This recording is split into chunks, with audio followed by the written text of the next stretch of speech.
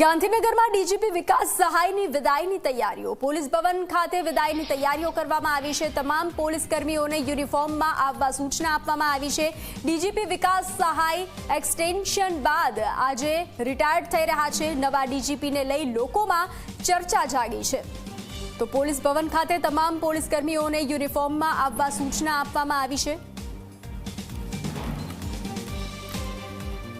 ગુજરાત રાજ્યના નવા પોલીસ વડા કોણ એ પ્રશ્ન હજુ પણ ઊભો છે। ત્યારે અત્યારે જે 6 મહિનાનું એક્સટેન્શન પામેલા વિકાસ સહાય છે એ આજે નિવૃત્ત થઈ રહ્યા છે। તેમના બેટલ સેરેમનીની તૈયારીઓ અત્યારે પોલીસ ભવનમાં જોરશોરથી ચાલી રહી છે। સ્વાભાવિક છે કે અત્યારે પણ રાજ્યના નવા પોલીસ વડા કોણ હશે એ સસ્પેન્સ યથાવત છે। સ્વાભાવિક છે કે આજથી બરાબર 6 મહિના પહેલાં આ જ પ્રકારની તૈયારીઓ કરવામાં આવી હતી અને છેલ્લી ઘડીએ વિકાસ સહાયને 6 મહિનાનું એક્સટેન્શન આપવામાં આવ્યું હતું।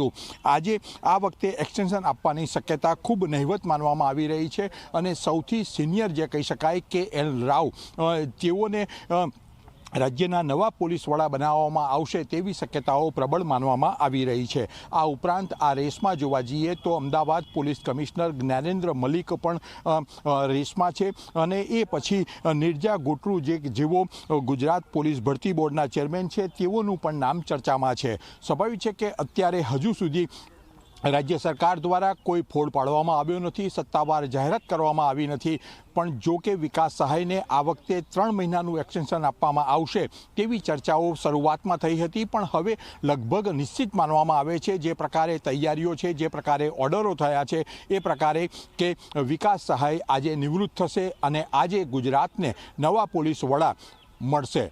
કેમેરામેન રમેશ ટુડિયા સાથે હિતલ પારેખ, જી મીડિયા, ગાંધીનગર।